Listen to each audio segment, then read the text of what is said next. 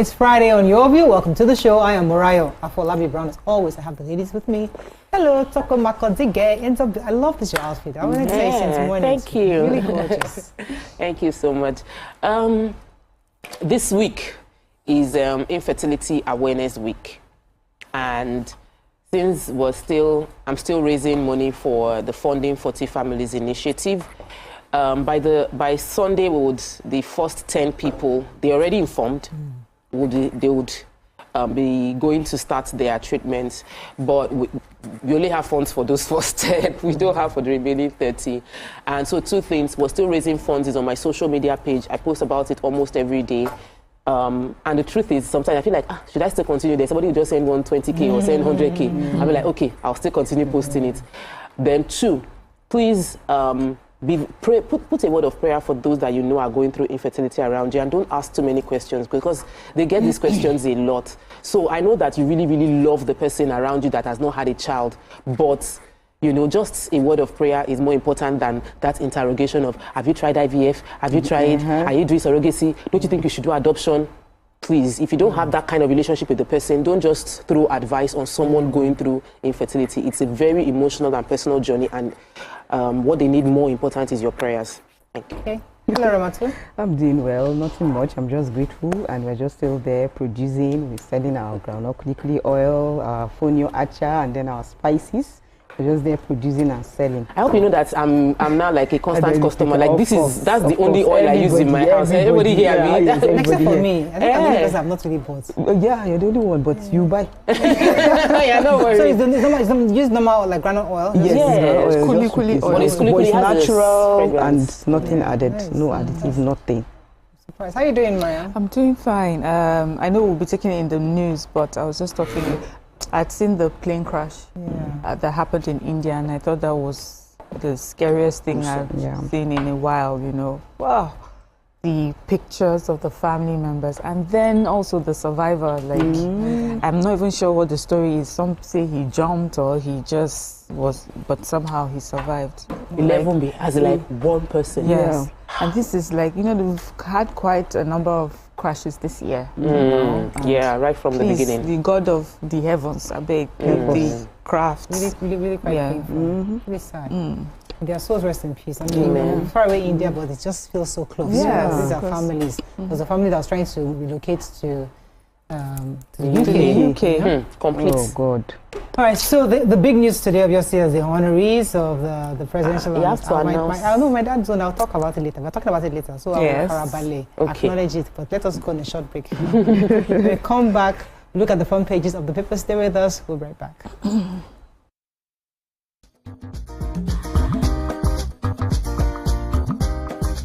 Stay tuned. Your View will be right back.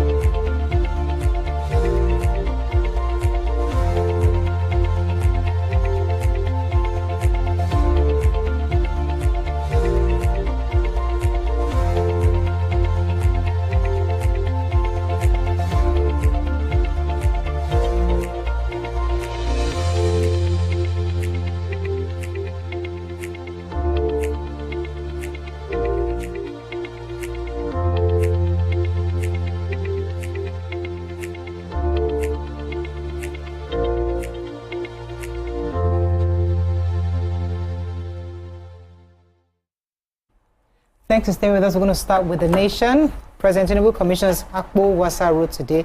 I think this is the only paper I'm going to take it to, because all the other papers. Honors for the heroes. Nigeria meets 97% of OPEC output quota. Man survives 260 killed in London-bound Indian plane crash. And Tinubu affirms commitment to multi-party politics. Okay.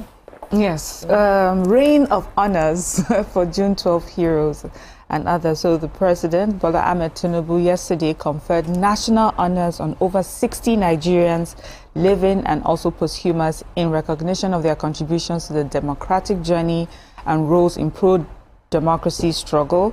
There were so many people, of course, but we'll go straight to in-house. I just want Morai to be the one to talk about this. So her father posthumously was conferred with the CON, right? Yay! Yes. So let me just read a few, and then Morai, you tell us your thoughts. So we have the late Alhaja Kudirat Abiola, wife of the late Chief Moshood Abiola, was posthumously awarded the Commander of the Order of the Federal Republic, CFR. And the President described her as the heroine of June 12 struggle, drawing loud applause from lawmakers and guests. Her name is in my speech. Okay. People say it. Say everything. Allow me this morning. So the family of the Alao Kabashirans were pleasantly surprised to see our father, Alao Kabashirans' name amongst the latest national honors in the June 12. We thank the President for the recognition and honor. This October 1st will mark 20 years that our father passed after years of illness, an illness that had its link directed to the breakdown of the nervous system that he suffered on the day as a result of assassination of Kudirat Abiola. It's therefore a pleasant irony that not only is he sharing the honor date with her, but also with his great friend Beko Ransom Kuti and one of his proteges, Mr. Chima Ubani. My late mother, Kudirat Alawa Kabasharon, would have actually been part of this, who was also part of this struggle, would have loved to be here to announce this, and should have probably gone to Abuja by now. Again, on behalf of the family, I'd like to thank the President for the recognition of Alawa Kabasharon, a true patriot in every sense of the word, and congratulations to all the other recipients. Just had to say it properly so that I don't miss any words. Yeah, that's why I wanted you to actually take it. But we have a few others. If we have time, I think it's important to note that Wole Soyinka as well, you know, was conferred the award, and they say that it's been, you know, long overdue. He's brought great pride to our country, and it's just taken us so long. But as they say, it's always better late than never. Yes. So since it's our hot topic, we'll probably go through all the various honorees, and then we'll talk about it a bit later. Let's take another story in the nation. Okay, so I have the story of the multi-party democracy. They said, you know, there has been rumors going around saying that that they are trying to run just a party for the next election. So they said the president is coming and saying that there's no attempt to turn Nigeria into a one-party state. He said the fear of a single-party system is premised on rumor and alarm. He said this is coming simply because of some of them from PDP who have defected to APC. That's one of them is Governor Sheriff, and another, and his Akwa Ibom counterpart Mo Eno. That is because of that was what heightened the fear, but that he said that he wants to plead for your indulgence so that I may put a terrible rumor to bed.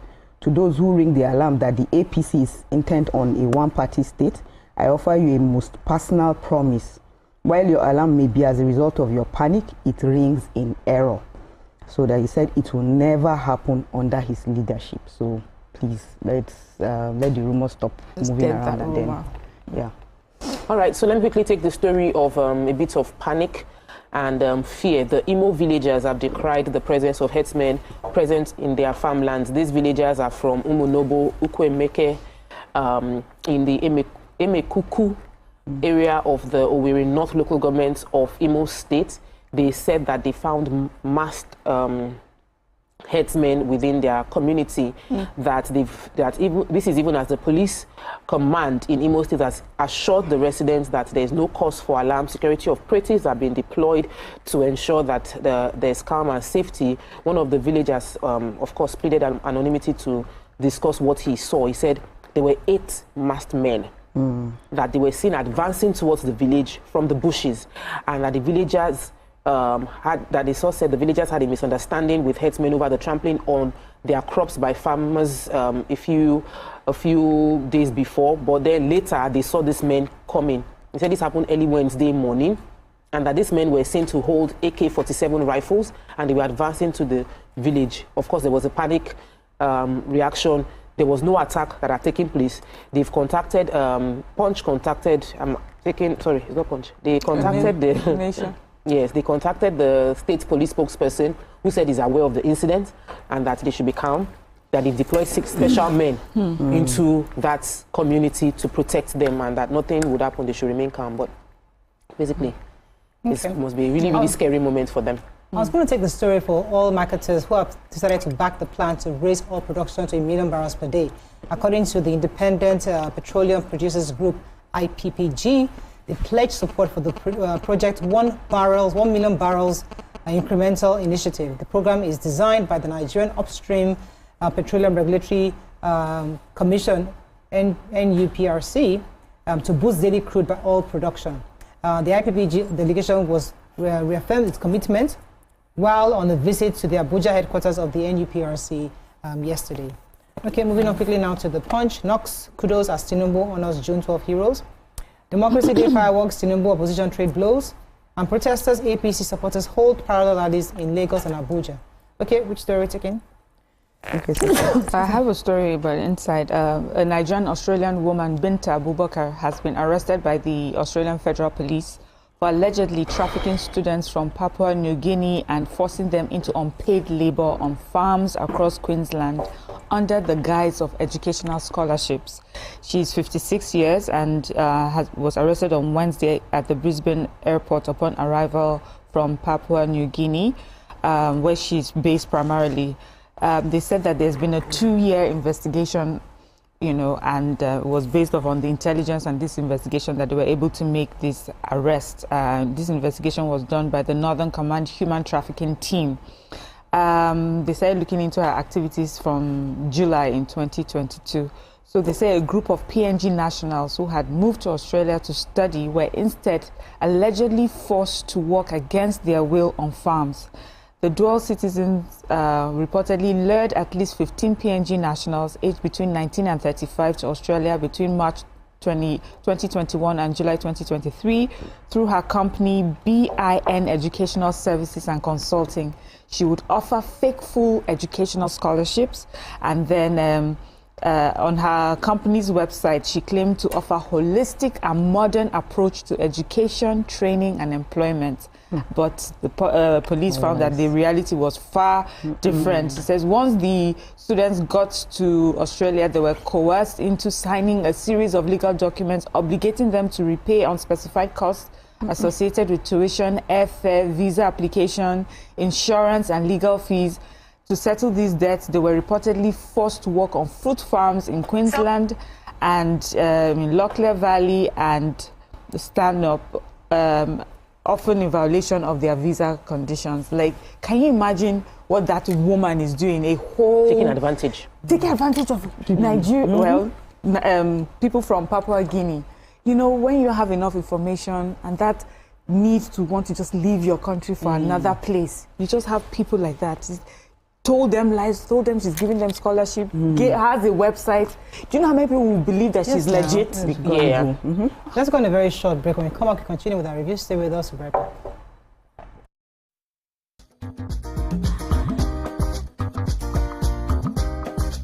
Stay tuned. Your View will be right back.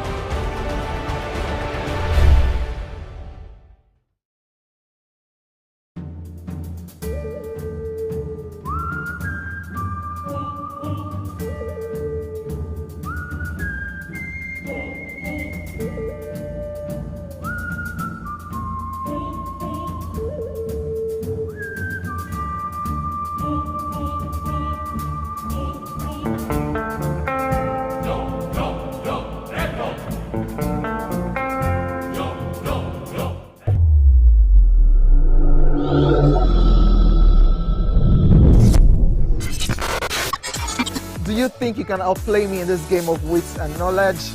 Can you go 7 rounds without flinching? I meant answering 7 questions correctly. How well can you hold your liquor? If you're curious, then join us for the most exciting conversation and games with your favorite celebrities on 7 of 7.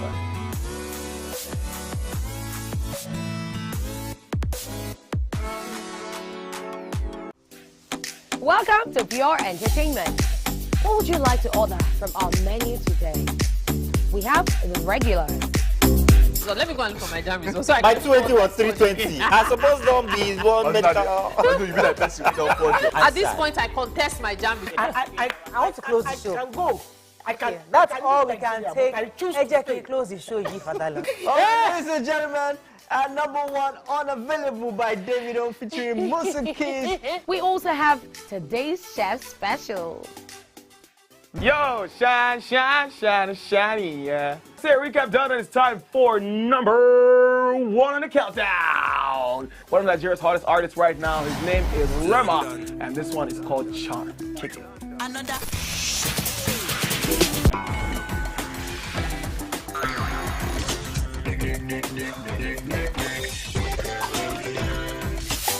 For dessert and a bit of nightcap, we have the nighttime and online specials. I want to start the gym, yeah? But do you know one thing that's actually keeping me back? You should start the gym though, you're getting fat. Cricket.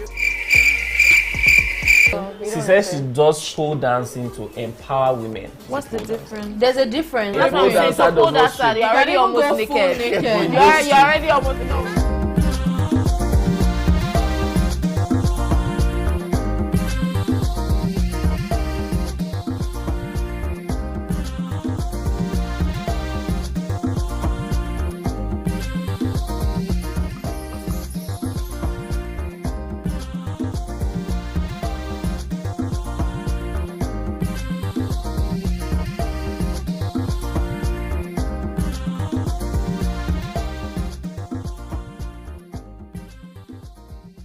Thanks for staying with us. So we're taking the story about the protesters and APC supporters hold parallel rallies in Lagos and Abuja. So the anti-government protests and counter rallies to drum up support for the president came out yesterday. In Abuja, the Take It Back movement protesters planned to storm the National Assembly but failed as the heavy security personnel obstructed their way. The security at the National Assembly was actually reinforced with iron barricades and a long truck effectively blocking access for the protesters. However, in contrast to that, the protesters who were supporting the president were allowed to move freely close to the National Assembly. Some arrived in large convoys of tricycles, blaring music in praise of the president. Those ones were allowed. So, speaking yesterday, I think it was a man called TIB coordinator Rex Elenu, said the security agents were after them. Another person, Michael London, accused the government and security agencies for double standards. He alleged that the Tinubu administration was intolerant to criticism. I wanted to take that story because the president himself said it yesterday during his speech that they shouldn't criticize or arrest or hound anybody who is criticizing him. That is part of our democracy. So I think he has given a strong warning to all security agents because people can be very overzealous. Because you are anti-government, they want to arrest you or stop you, obstruct your right. It's a sense of loyalty. A sense of loyalty. But it's important that the president reiterated that, listen, everybody has a right. Even those who are abusing me, allow them to abuse me. It's their own constitutional right to do so. Okay, and that story. Okay, so we have the Wiki is working. They said over 3,300 house owners, embassies to lose properties in FCT. They said the capital territory, that's the prominent government institutions, state liaison offices, and several foreign embassies are facing imminent loss of properties due to failure to pay statutory ground rents owed to the FCT. They said all this, the total of their owing is over 24 billion naira. They said the Department of the Land Administration, that's in Abuja, that they have a total of 3,383 defaulters who have failed to pay their ground rent from 2014 to 2024, and that they are saying that some of these people who are owing, we have that is in the government entities, we have the Nigerian Navy, they are owing 5.2 billion. They say DPR, that's Department of Petroleum Resources, they are owing 1.5 billion, and then the Federal High Court 4.1 billion. Also, they said some of the license offices that are owing, we have Lagos, Kwara, Jigawa, Benue, Ondo, Adama, Osun, and Enugu, all combined, they are owing 7.15 billion. And also, some of the embassies owing, we have the embassy of, that's UAE, do you hear? UAE, and then the other one is the Republic of Mauritania, they are all owing. And he's saying that, Wiki, he's saying that he's giving them 14 days from the date of this publication to pay their ground rent. Otherwise, they're going to revoke or withdraw their title and also the land itself. Okay, moving on now to the Vanguard. I don't view one-party state as good for Nigeria, says Tinubu. Tinubu celebrates Vanguard publisher Sam Amuka at 90, confers him over 60 others with national honors. IBB apologized to us for annulling June 12, says Abiola's son. Today, I think lots of the Nigerian editors will be honoring Sam Amuka. Actually, today's his birthday. I was speaking to his son Toyo the other day, and she was like, all the major editors of the nation have come together to honor a true veteran of the letter. This is somebody who is well admired, and I'm happy that even the national honor came aligned with his birthday, 90th birthday party. Happy birthday to the publisher of Vanguard, Sam Amuka. May God continue to give you long life in the mighty name of God. Amen. I have IBB apologized to us for annulling June 12th. So Lekon Abiola, one of the children of the late Moshood MKO Abiola, winner of the annulled June 12, 1993 election, yesterday disclosed that the former military president, General Ibrahim Babangida, retired, had apologized to the family for invalidating the polls. He said this at the MKO Abiola Memorial Symposium and preparations for the launch of a book, MKO Abiola, Symbol of Democracy. It was held in Lagos under the aegis of the Kudirat Initiative for Democracy, KIND. He urged the president, that's the current president Bola Tinubu, to ensure that the federal government pays all outstanding entitlements owed to his father, saying past administrations had failed to do so. He also said that the public apology that was tendered by Babangida came as a relief to the family because it ended all controversy surrounding the winner.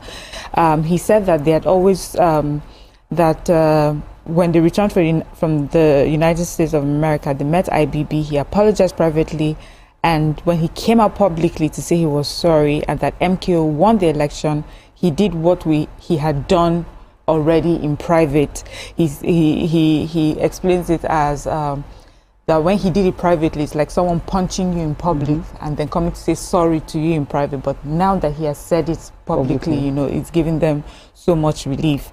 And he also says that they're sure that they're talking of the book. It says the book is about Abiola. It will trace his roots, background, business growth, and also talk about how he started off in politics and so on and so forth. There's just so much else, but at least it was just an acknowledgement that they had gotten a public, that, you know, they were relieved to have gotten a public apology for June 12th. So I want to take the story on the labor union, our labor union. There is an ongoing International Labour Conference in Geneva, Switzerland, and during that conference, the members of organized labor within Nigeria have called for, they said there would be a protest. They said they are challenging the minimum wage consequential adjustments, and they set for fresh battle as they meet with the federal government. The leader of two centers, NLC Joe Ajero, TUC Festus Osifo, supported by other executive members, said in spite of the inflation, if the government had been sincere with the consequential adjustment, that lots of workers would have been better. That they can say for a fact that the consequential adjustment was handled did not allow workers to enjoy the benefits of the new wage. It makes no sense of the wage. He said that the inflation, generally talking about the challenges of inflation, challenges of labor, and said they are ready to open negotiations with the federal government to help states, agencies struggling with the issue of consequential adjustments to deal with it. The president of the Senior Staff Association of Statistics, Corporation and Government-Owned Companies, also doubled as the Deputy President of TUC, Kayode Alakija, expressed that workers of the federal government parastatals who are in a number like some of them are still living off 30,000 naira as their minimum wage. So this consequential adjustment has not trickled down to everybody. especially those that are in parastatals, that when he learned the plight that Nigerians have become worse, even due to the 70,000 naira, that is calling out the government that a lot needs to be done because the consequential adjustment has not taken place, and Labour is going to be fighting for people that work within and are members of the organization. You have a story to move on to the Tribune? Yes, so I have a story. Well, this one is just thanking the president for honoring him. He said that's the special advisor to the president on information and strategy, that's Mr. Bayo Onanuga, has thanked the president for honoring him with a national award. He said that at least he was recognized, they recognized his role during the June 12th struggle and the enthronement of democracy in the country. He said, Saboda Haka, he's saying, thank you, Mr. President, for the national honors for me and many of my colleagues who braved the odds and the guns to enthrone democracy and fight for the annulment of the June 12th election result. He said, I am grateful for the recognition and will continue to serve my country in the best way I know. We'll read more when doing our hot topic is our discussion today. Let's go on a short break now. We'll come back. We continue with the show. Stay with us. We'll be right back.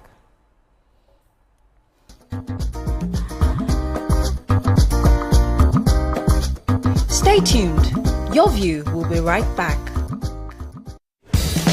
In a country with over 320 plenty languages, why you go the only focus on Yoruba, Hausa and Igbo, where we get a common language where they unite everybody from Oga to even Madam self and every person wey dey for street. That's now why we dey introduce you 89.9 Yanga FM, the #1 urban pidgin radio station where they unite us all.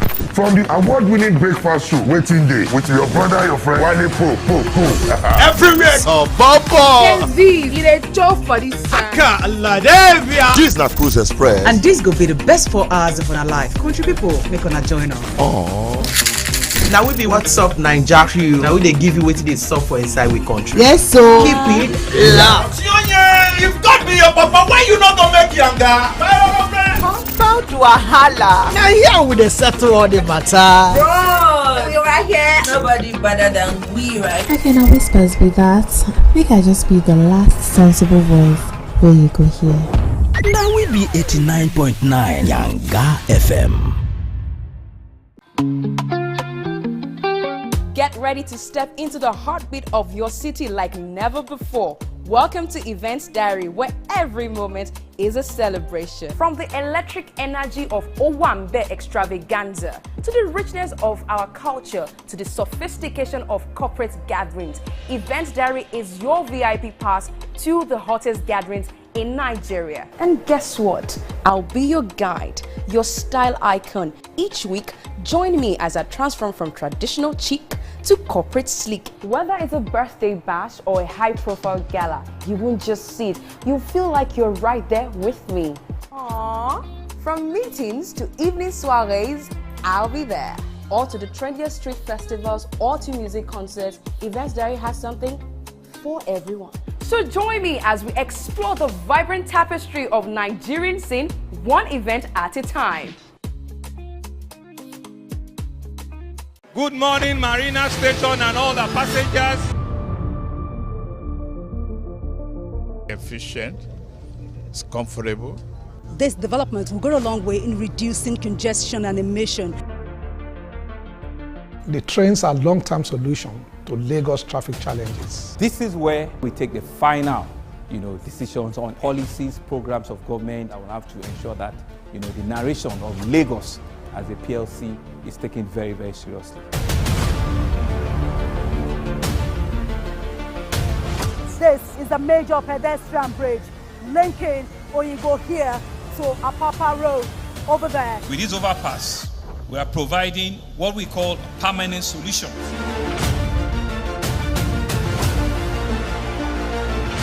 This place is one of the most dangerous areas at the biosecurity environment. This can go into the news and every crumbs of your neighborhood. Our goal is to remain as Africa's model megacity, to move our GDP from the 5-6 position to the 3rd position.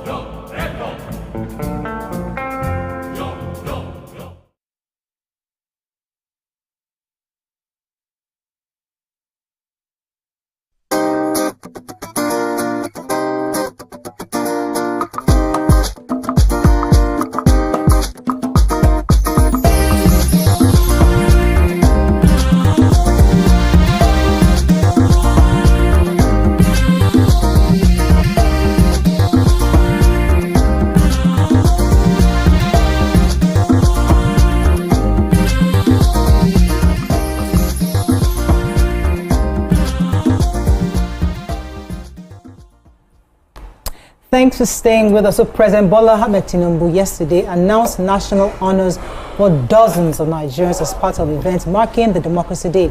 He made this announcement at the National Assembly during his State of the Nation address. Among the notable honorees are Professor Wole Soyinka, who was conferred the Grand Commander of the Order of Niger.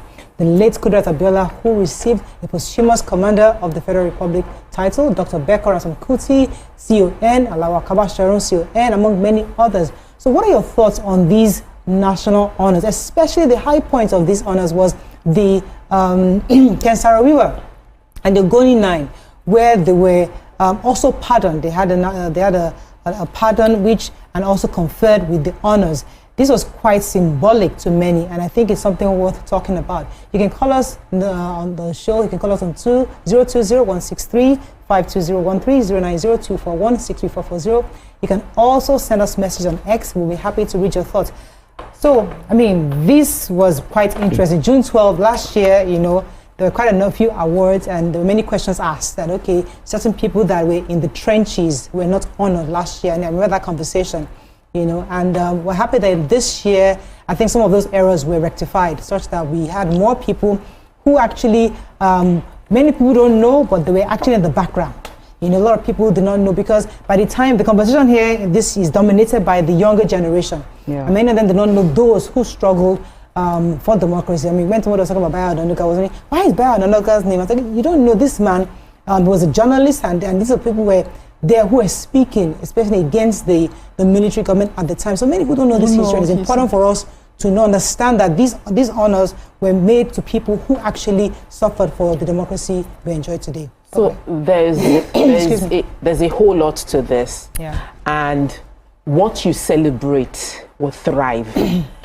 As a nation, this moment is to celebrate people who sacrifice, encourage the democracy that we have. The imperfect as our democracy is, because it's easy for us to see the imperfection, but those who were old enough then could tell you that what you have today is a miracle that, it's not even a miracle, it was something that people lost their lives on the journey. It was a battle to get here. And the reason I'm happy that we made this celebration is because it is going to make us have to ask questions and reflect on our history. We'll hear names we don't know, and we'll find out who are they, and then go and read about what they did. Yeah. And by reading about what they did, it will give us confidence to speak our truth now, because we know that in the next 20, 30, 40 years, maybe after we're even gone, the truth we spoke today would preserve the democracy of today. Because at every point in time, these men that are being honored were the ones that spoke their truth then. Yeah. And fought a battle then that did not look like it was won, because June 12, it didn't give us what we wanted at the time. So the people speaking now would draw lessons. Those hiding and feeling like my voice does not matter right now should realize that your voice matters, because these people that spoke then, they are being honored. Because what a lot of Nigerians feel like nothing will happen. I cannot come and die for Nigeria. Nobody will remember my name at the end of the day. Well, Kensara River died. And after such a long time, finally, his name is being remembered. And his name is remembered, bringing honor to the name and honoring the sacrifice that he made, so that somebody tomorrow would say that I'm willing to make that sacrifice. No country would grow without the sacrifice of people. Every successful country, every successful person involves sacrifice. So I am very happy about this.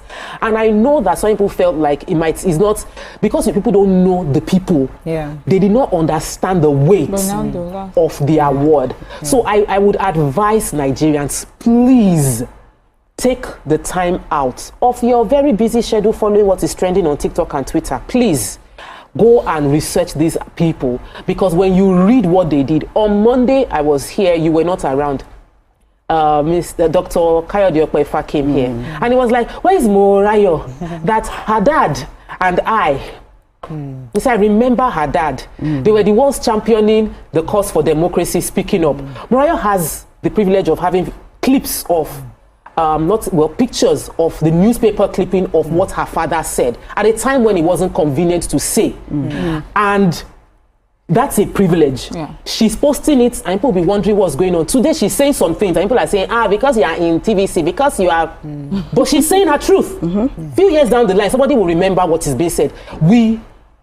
Democracy is about giving people the opportunity to clearly express themselves. We don't always have to agree with it, but we must be able to express ourselves, speak the truth to power, based on our values, so that we can protect the next generation, which is what this honor is, rewarding people who spoke the truth then and are protecting the next generation. Ladies? Yeah. Let me speak about, specifically Kudirat Abiola. And I'm highlighting her because, many times in telling our stories, we highlight the role that men have played and we forget the women. And we remember how powerful she was in this fight. I mean, at the time, her name was just everywhere. She was almost as powerful, even overshadowed the Abiola himself, the kind of steps that she took, and then she also made the ultimate sacrifice.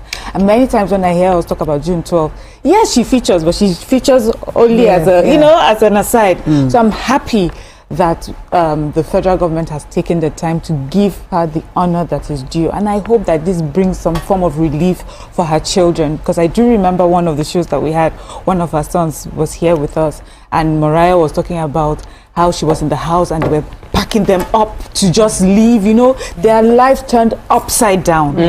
So the father, the mother, the children, all in different ways made sacrifices for us today, and I'm just so happy that the caliber of people this year that were recognized, I mean, I don't know everyone, but the ones that I know, I can say definitely these are people that we are proud of. These are people that we know made sacrifices. And I like where you went with it, Tope, which is sometimes, in Nigeria, we're so...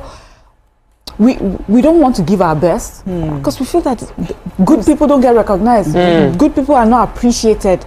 Every time we talk about Nigerians, we always talk about the corrupt officials and how they are making money. But those that make sacrifices, they are not recognized or appreciated. But this gives us some form of, pride that now we're thinking, now we're doing things right. And then our children, it's not enough to say do good. It's like when you do good, this is what, when we say good name, the good name is better than riches. This is what we mean. Because before, when you say it, it's just words, because we haven't shown that good name is better than riches. So thank you, federal government, for putting this group of people together and honoring Kudirat Abiola, especially for the women.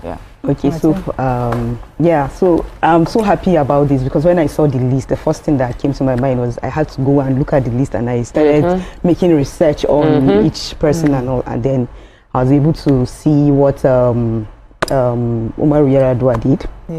During his own time, his own sacrifice was so much. They said he was even imprisoned, and the deaths under Abacha's regime were direct consequences of his opposition to the annulment of the June 12th election, and that his calls for the restoration of democracy. They say his death, he died in prison while trying to fight for all of these things, and because of his death, so he was really recognized in Katsina State, and he even brought, that was how he brought up the family, and everybody became more aware of Katsina and everything. And then this thing also is going to help our children, history. You have to go and find the one that is your own state. Yes. He's from my state. I'm proud of him. I'm proud, and I'm happy that he was recognized. Because I remember clearly, when my dad was thrown in prison. When you talk about prison, I just remember he was taken to Kirikiri, and he was there. On that, Babangida was arrested. And he and Bekora Sankuti too were also in prison. It was after that I went on an exile. He was gone for 3 years. I didn't see my father for 3 years. I remember during that time when he was in prison, my mother used to take food to him. To put food in flask, and she's rushing there because she's going to drop him in school and then go to the prison to go and give him food. So it's the reality. You just think that all that for nothing, and then because he fell sick, and nobody knows, nobody's Makabasha, because the time he fell sick, he wasn't speaking anymore. He had a stroke, so he wasn't in the mainstream conversation on democracy anymore. After that illness happened, but I must thank the president especially because. Even while my father was sick, President Tinubu, Governor Tinubu at the time, paid attention, cared for my father, ensured that my mother was supported while he was sick. Even at his death, he came. He asked my mother, what do you need? He was there to support my mother. So that's one of the things, I think I owe him that, the acknowledgement and thank for the care. And now posthumously, he has honored him. I'm grateful, Mr. President, on behalf of my siblings, and I'd like to just mention my siblings' name, Abimbola Joseph, my brother Hakim Dikpo, Olaiwola Shegun, Ajibike, Wale, Folake, Murayo, Tunde, and Sheni Akabashoron. We are grateful. Thank you, sir, for this honor that you have done for our family. God bless you. So, you know, when you were saying that story, I could hear the emotions in your voice, and I know that it is personal. And imagine how all the other families will have felt, who also paid the kind of price. It's not easy to go to. So what some people come back from prison and like obviously life changed, and this moment could be swept under political campaign. Like they could just sweep it that it's political campaign. He just wants to reward his people. No, the reason I'm emphasizing on the importance of history is so that the circle doesn't repeat itself negatively, but we highlight what is positive. When we talk about what Murayo's father, Beko, Kudirat that you mentioned, because when Kudirat became the symbol, because her husband was in prison and she didn't keep quiet. Yes, she kept talking. She kept talking, she kept speaking, she kept fighting, despite the fact that she knows her life was threatened and she lost her life. But today she's being rewarded. Our children could talk about how their life changed at that point in time, because this was the person that was speaking for them that was gone. It's a reminder of the fact that your good deed will be well spoken of.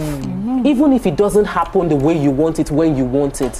When you do good, you would get it. Because your dad and every other person that have been awarded, very few of them got to see democracy. There are many that did not see this democracy. They didn't. What they fought for, they didn't get to enjoy it. It was like they just paid the ultimate price. One of the awards that really got to me was Professor Wole Soyinka. He was giving Grand Commander of the Order of Niger. I thought that was exclusive to the Vice President. I really thought so. I mean, for me, that is an honor well deserved. I mean, this is a man that has truly served, has really changed the scope of African literature. You know, the way he's projected us in such a good light that he's a reference point globally in any country. So indeed, that is an honor well deserved. This is a national treasure, and I'm so glad that he lived to see it. Thank you. That's where I was going to go. I say I'm happy that with the Wole Soyinka that he's alive to receive this. As noble and as honorable as it is to receive awards like this and recognitions and acknowledgements posthumously, there's just so much more that it means when that person is alive. And Wole Soyinka is not only about the Nobel laureate that he has, it's also the way he has carried himself every day since then. This is a man that has spoken the truth to power, whether it sounded politically correct or not, whether he was on the side of the current administration or not. This was somebody that we knew that would always speak his truth. And everywhere that he has gone to sit down to talk about Nigeria, he has always represented us positively. So he is an example of the sort of person that we can say to our children, this is who Wole Soyinka is, this is how he's been acknowledged and recognized. Imagine and these his children in 20 years. I remember my daughter won the Wole Soyinka literature something in school. I was so proud that her name is associated. I know that he may not know you, but do you know what this means? Because they know about Fela, they know. So these are things. Now you were especially talking about Bayo Ononuga. A lot of people just say he's spokesman for the president. And maybe because there was something called Radio Kudirat. Even Mr. Femi, Mr. Lemi was part of the movement. Even RDJ. Yes, these are all journalists who were they're broadcasting secretly. So there are a lot of names that we still don't know. But eventually, I mean, as time goes on, but before we go on a break, because I know we have to wrap up very soon. I think the president erroneously had mentioned Ruben Fashoranti under the posthumous. He's still alive, sir. Please. He apologized already. But he was conferred with CFR, which is fantastic. Congratulations to Fashoranti. You want to say something before I go on the break? No, I think we still need to read more on all of them and everything, so that we can get to know more what how they've contributed. But we didn't talk about Kensaro Wiwa. Yes, I mentioned I think it was really, symbolic for him to pardon. That national panel was crucial, and I think because we all knew the circumstances of which he was convicted. They were just environmentalists, for heaven's sake. The way I see it, that was politicized. They were trying to protect their land. They were coming and excavating. Yes, and they paid the supreme price. Well, we have to wrap up on this, but once again, congratulations to all the people mentioned, and I pray that more people get honored. I know there's still some conversations of this person should have been there, that person should have been there. There'll always be that. We're hoping that this time next year, and some of those other needs will be recognized. Let's go on a short break now. We'll come back, move on to our next segment. Stay with us. We'll be right back.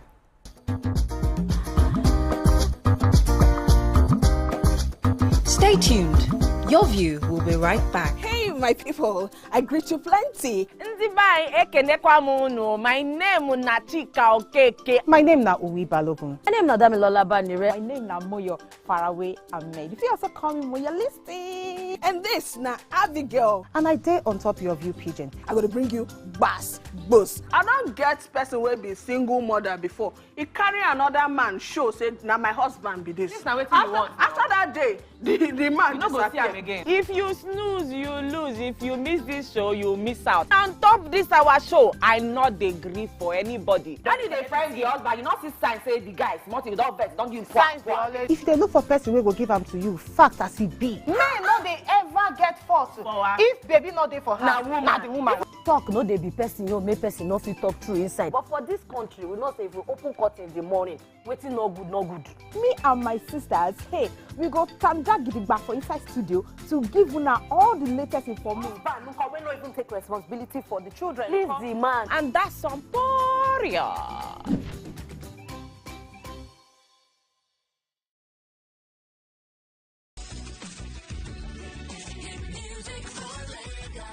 As the morning light filters in, the Max Breakfast kickstarts your day from the bedside. We bring you the morning vibe and plenty of ginger to start your day right. Join us on the Max Breakfast as we help you sing your day one step at a time.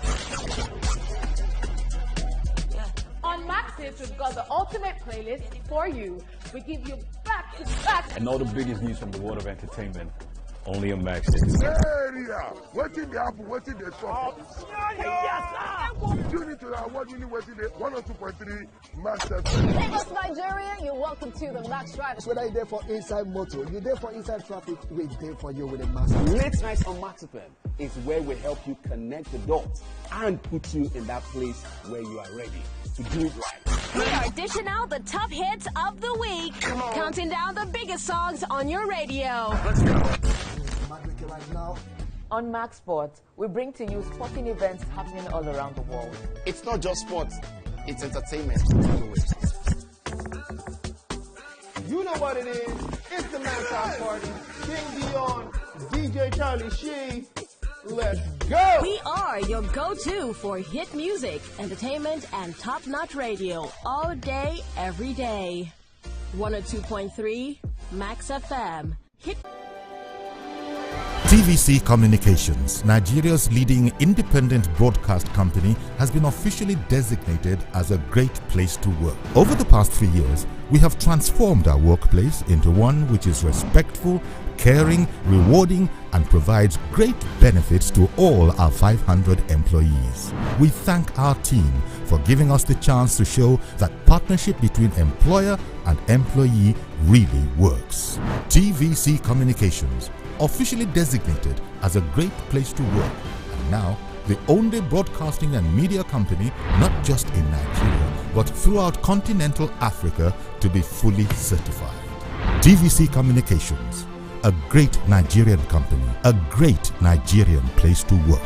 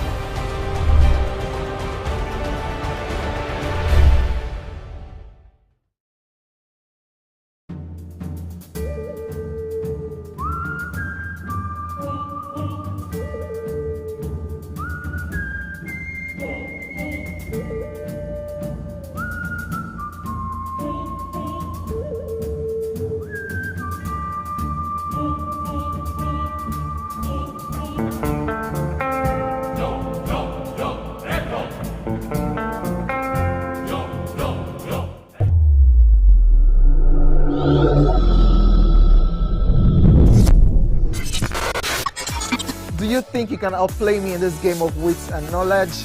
Can you go 7 rounds without flinching? I meant answering 7 questions correctly. How well can you hold your liquor? If you're curious, then join us for the most exciting conversation and games with your favorite celebrities on 7 of 7.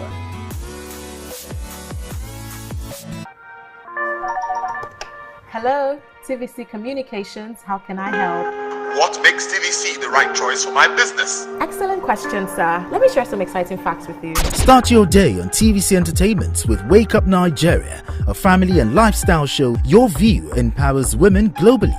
It's your view, let it count. Entertainment Splash delivers the hottest celebrity trends. On TVC News, we keep you informed with breaking news and in-depth analysis of events shaping the world. I will continue to speak the truth. TVC News at 7 and TVC News at 10 p.m. delivers the most important stories of the day. Max FM, your hit music radio station, captivates listeners daily across Lagos and Abuja, making every commute more enjoyable. Adaba 88.9 FM is not left out, as it is the voice of Southwest. And on TVC Digital, we reach to million viewers daily. All together, pulls in over 17 million viewers daily. Contact us on 0707 272 8338 or marketing at tvccommunications.tv. Partner with TVC Communications today. Let's grow together. Imagine a country.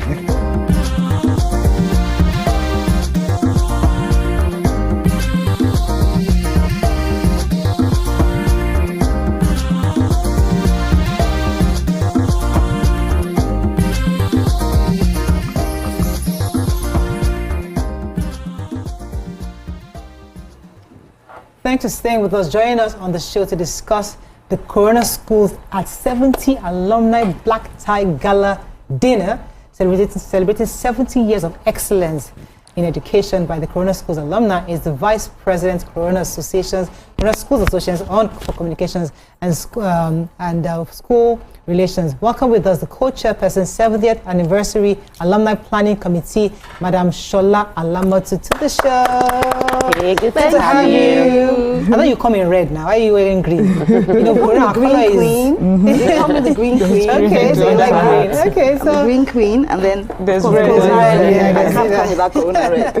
So tell us, I mean, Corona is 70. I remember I attended the 60th anniversary, and it was huge. And now 70th, we've been doing it for a while, not just Saturday. I know Saturday is the climax. But tell us a bit about all that's been happening so far towards Saturday's event. Okay, so Corona Schools is 70, and we've had several events leading up to tomorrow. We celebrated the teachers. Of course, without the teachers, there's no school. Yeah. You know, so that was a wonderful event. And then we had an educators roundtable, which your beautiful self there, yes. And that had a lot of people in education. Basically, it was like, what's the way forward with education? There was a discussion, and very well attended. And now all of that, they were all organized by the Corona Schools Trust Council. Yeah. Corona is run by a trust council. It's not a privately owned establishment. It started in 1955, and it's been run by it started by the Corona Women's Society. It was a group of Nigerian British women that wanted to have a good education for ages 2, 3, 5, and that kind of thing. And then they started the Ikoyi Day Nursery. And so it's grown since then. Now, this particular event, which is the Black Tie Gala event, happening tomorrow, is being organized by the alumni themselves. Yep. So this is the first time of the 70th anniversary that the alumni are actually organizing the event in collaboration with the Trust Council, of course. We have a few alumni having conversations, so we're going to be there tomorrow. Yes, so live. So the heritage is a very strong heritage. You have the Corona has had a very long list of extremely successful people and it's a legacy worth celebrating. But what would you say? What is, like Maria said, you've done 60, they've celebrated 50. Like, what's the landmark that you're hoping to achieve with this 70th celebration? Okay. The theme for this celebration is an odyssey of influence. Okay. So basically, the influence that all these people that you have mentioned, although you haven't mentioned their names, have had over 70 years on the society, on people, on the schools, on the alumni. That's what it is we're celebrating. So we're asking for alumni from different schools. Now, Corona has had Ikoyi. That was the nursery. That was the beginning. And then the primary started in Ebutemeta.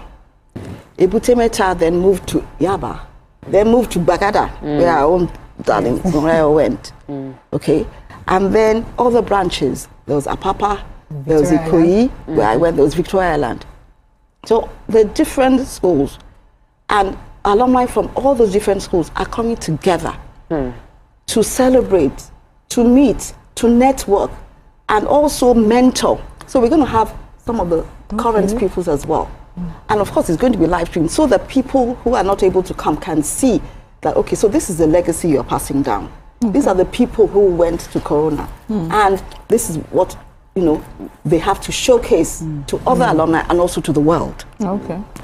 Yeah, so talking about legacy, I hear that there's you're trying to raise funds for some legacy projects. Could you tell us a little about that and why it's important? Okay.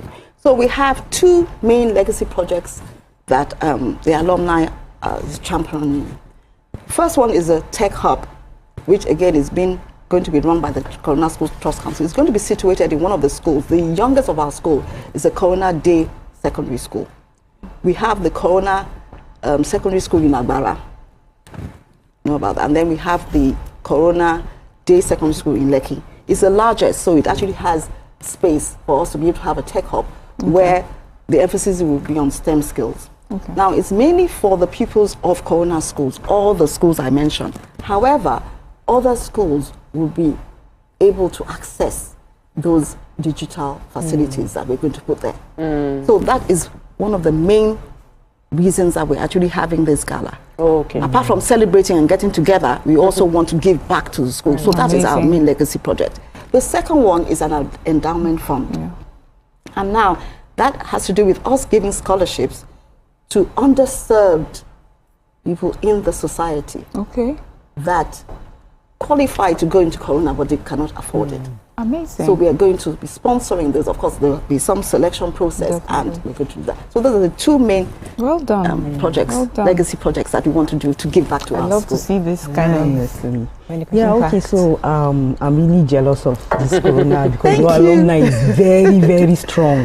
So I want to ask, people from other schools, can they come for this gala night? Is it possible for us to attend this gala night? Yeah, sure. So we have what is called the alumni, of course. Then we call people like you friends of Corona.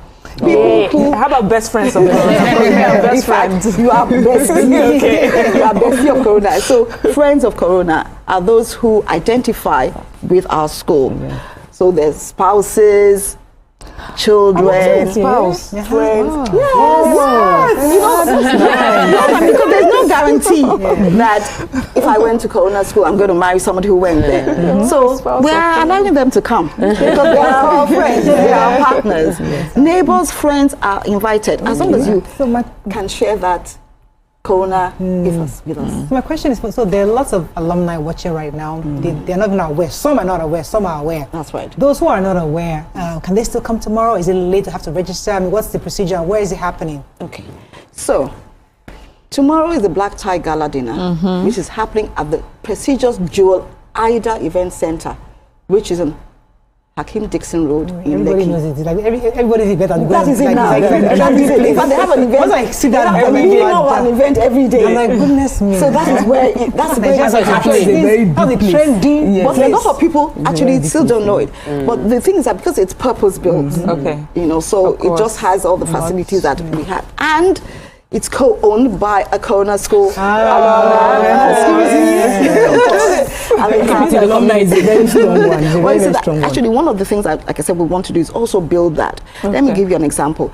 Like I said, Ebutemeta School no longer exists because of the, during the military era and all of that. Then the Yaba doesn't exist anymore, and it moved to Bagada. So there are those alumni of those schools that they don't have any school, as it were. Okay. So we've gotten them together to form a group. Okay. Apapa School, we all know what happened at Apapa, the traffic, the trade, all of that. The dwindling number of people in Apapa couldn't feed the Apapa School anymore. So the Apapa School closed down. However, at least with my interaction, I know that there's a very strong alumni in Apapa School. So we're asking them to come along as well. We're all going to meet each other. We have certain things that are common, just like I'm sure every school does. We have, for example, colors. I don't know what colors you had. We have crane, kingfisher, weaver, heron. We are heron. No, I was weaver. From primary to secondary school, I was weaver all the way. Anyway, it's obvious that God wanted me to be in heron because heron is green. And they call me the green queen. So that's one thing in common. So everybody who belongs to one house, we're all going to come together. 8 heron houses, weaver house. And the thing is that 70 years later on, those houses still exist. So it's easy for us to still identify. We have to wrap up with you now, unfortunately. But so tomorrow, black tie. Those who are not aware, can they still register? Is it too late? Yes, it's not too late. They can register and take Africa. Okay. And can I give my number? No, don't give your number. No, I can't give my number, but they can. Go to TixAfrica/Corona Schools and you'll be able to get all that information there. Wishing you the best. Corona 7 says that's so no much. joke. Not many schools can boast of that. So we're proud of the legacy and we pray that boast of having a vice president, boast of having... Yes, we do. CBN governor, Justice Morayo, Afolabi Brown. Yes, our MC tomorrow. Yes, come back more. I see the corona thing. This once I see somebody corona, the just flows. Stay with us. We'll be right back. Thank you so much. Stay tuned. Your View will be right back. Cadbury hot chocolate. Plenty languages. Why you go the only focus on Yoruba, Hausa, and Igbo? Where we get a common language, where they unite everybody from Oga to even Madam self and every person where they for street. That's now why we dey introduce you 89.9 Yanga FM, the #1 urban pidgin radio station where they unite us all. From the award-winning breakfast show, Waiting Day, with your brother, your friend, Wale Po. Everywhere, so Bobo. Z, you dey chop for this Ladelvia. This na Cruise Express. And this go be the best 4 hours of our life. Country people, make una join us. Now we be What's Up Naija crew. Now we dey give you wetin dey sup for inside we country. Yes, so keep it loud. If God be your papa, why you not gonna make Yanga? Compound Wahala. Now here we dey settle all the matter. Bro, you right here. Nobody better than we, right? Okay, now whispers be that. Make I just be the last sensible voice where you go hear. Now we be 89.9 Yanga FM. Get ready to step into the heartbeat of your city like never before. Welcome to Events Diary, where every moment is a celebration. From the electric energy of Owambe extravaganza, to the richness of our culture, to the sophistication of corporate gatherings, Events Diary is your VIP pass to the hottest gatherings in Nigeria. And guess what? I'll be your guide, your style icon. Each week, join me as I transform from traditional chic to corporate sleek. Whether it's a birthday bash or a high-profile gala, you won't just see it. You'll feel like you're right there with me. Aww. From meetings to evening soirees, I'll be there. Or to the trendiest street festivals or to music concerts, Events Diary has something for everyone. So join me as we explore the vibrant tapestry of Nigerian scene, one event at a time. Good morning, Marina Station and all the passengers. Efficient, it's comfortable. This development will go a long way in reducing congestion and emission. The trains are a long-term solution to Lagos traffic challenges. This is where we take the final, decisions on policies, programs of government. I will have to ensure that, the narration of Lagos as a PLC is taken very, very seriously. This is is a major pedestrian bridge linking Oyingo here to Apapa Road over there. With this overpass, we are providing what we call permanent solutions.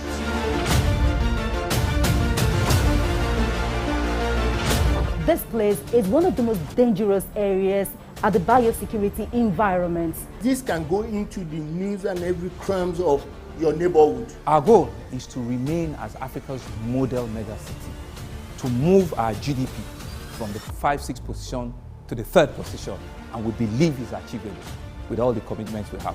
Explore the city of Lagos.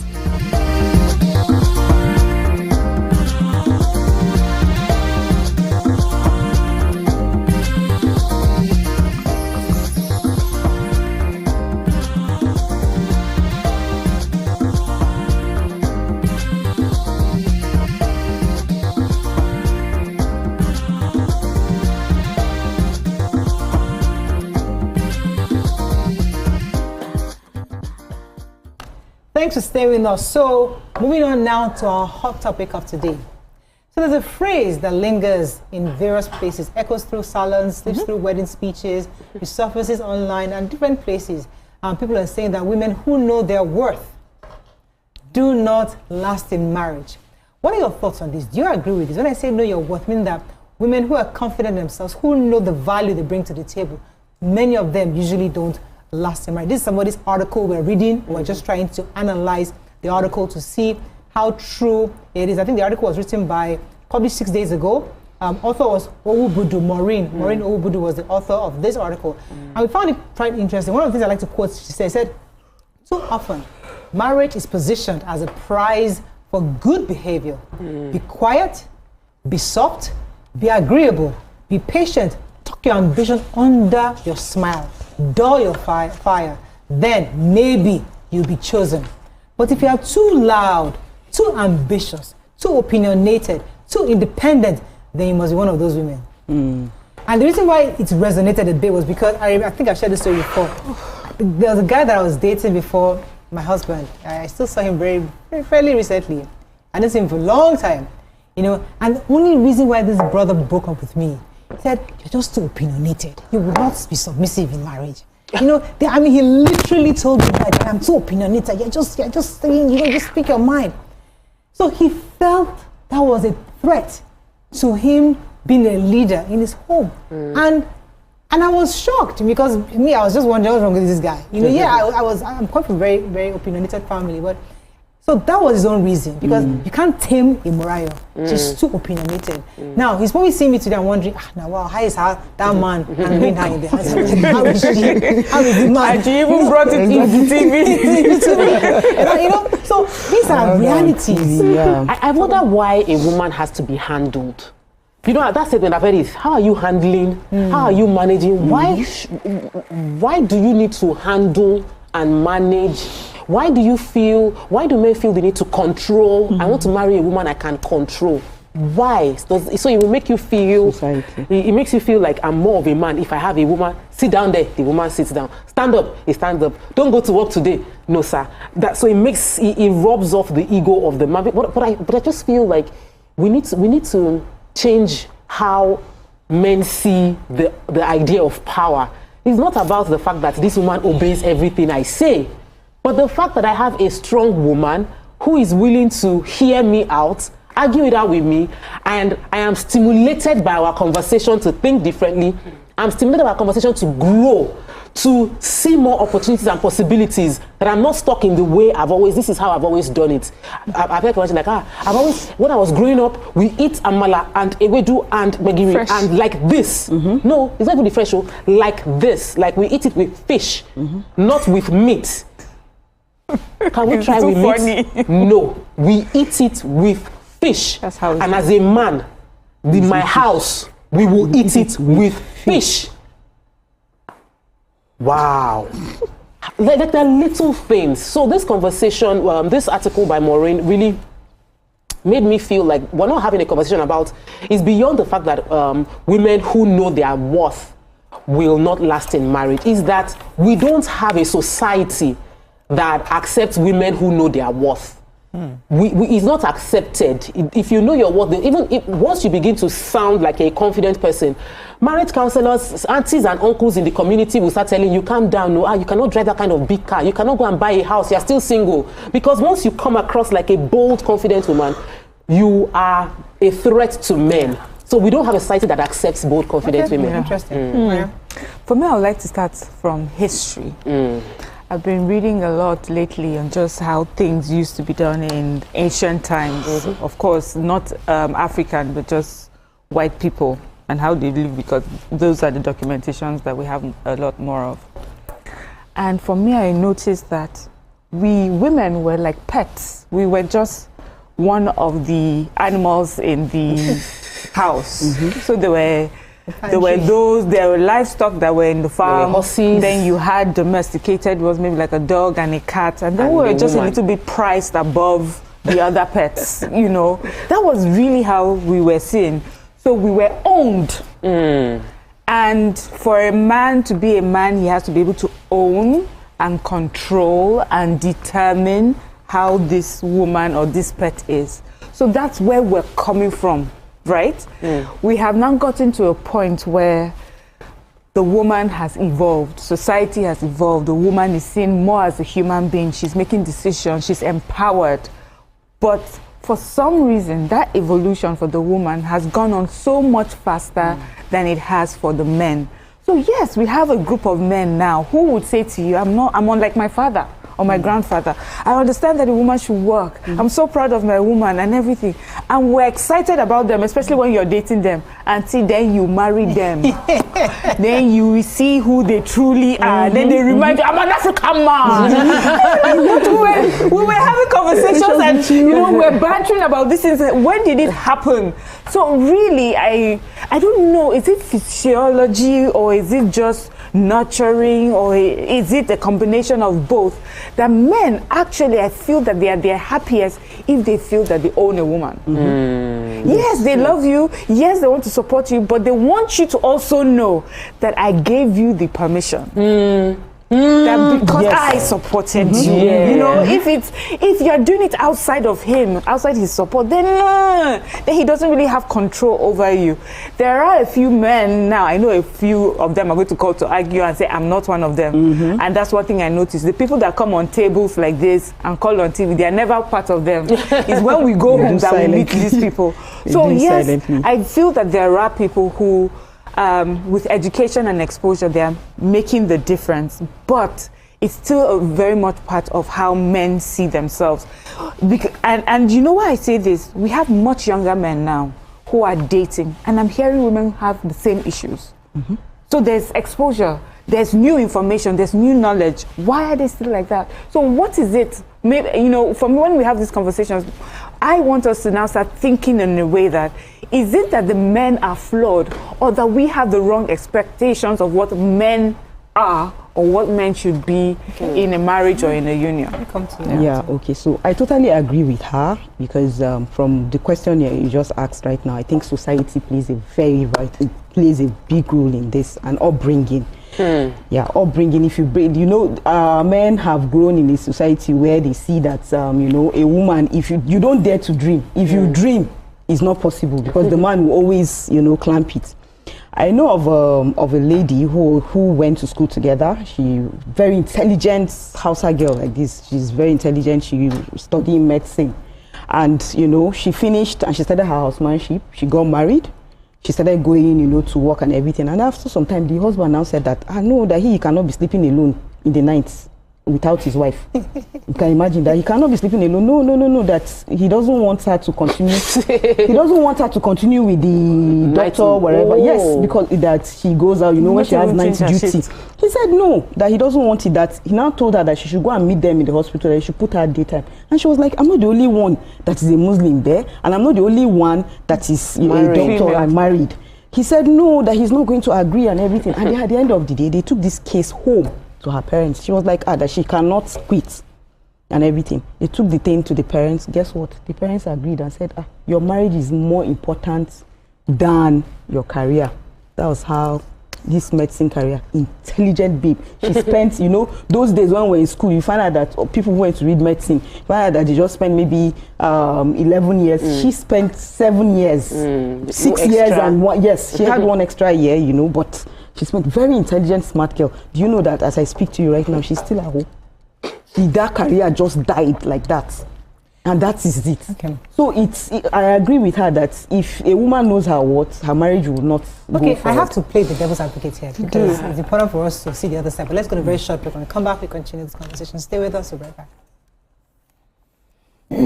Don't play devil's advocate.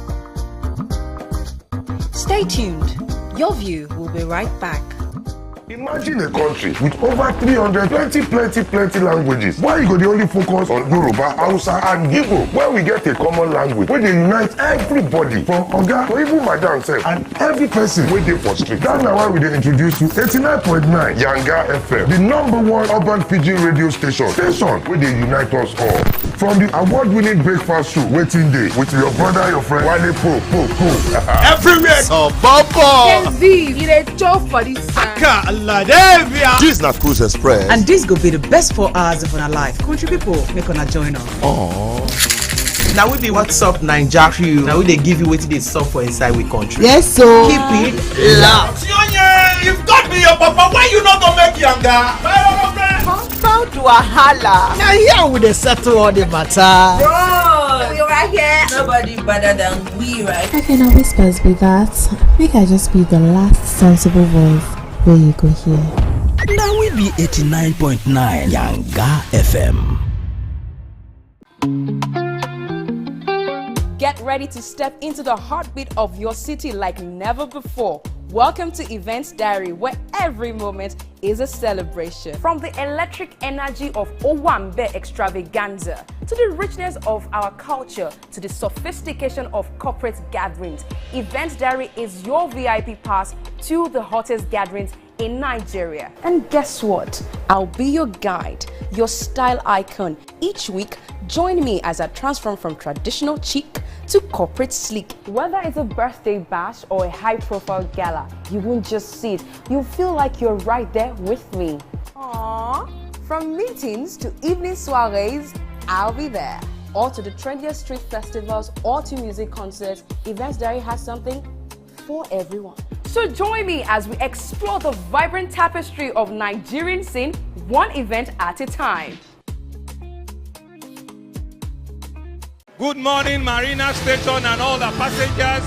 Real Nigeria, accountable Nigeria, preparing Nigeria, I live by the citizens' code. Brought to you by the National Orientation Agency, NOA.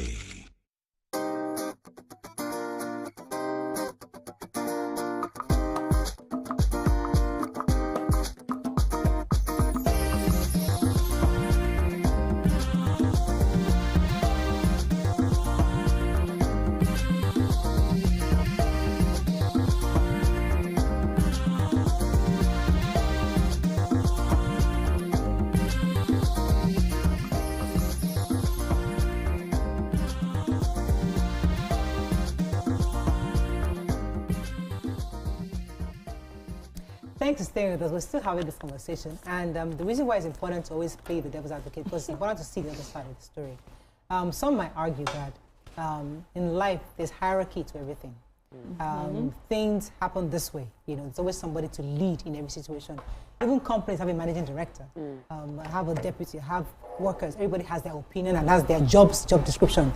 If you see yourself as a managing director and then you now have somebody who's supposed to be your second in command, but now wants to wear the shoe as a managing director, there will be fight. There's always going to be that. So for you to have a successful company, it's not because your vice president might not know better than you or be smarter than you or have more exposure, but there's certain areas that the vice president has to also stoop and allow the leader to make certain decisions. I think that's also what is expected. People who have that the perception in marriage that I am the leader in this house.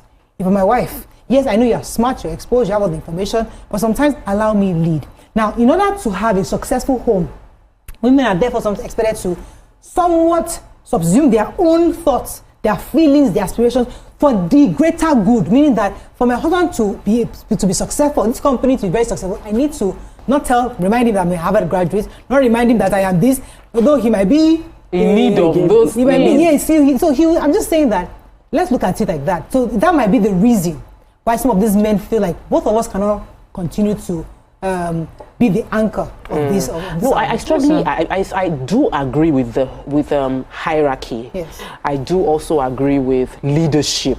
I believe that for anything to thrive, there must be detailed job description-ish.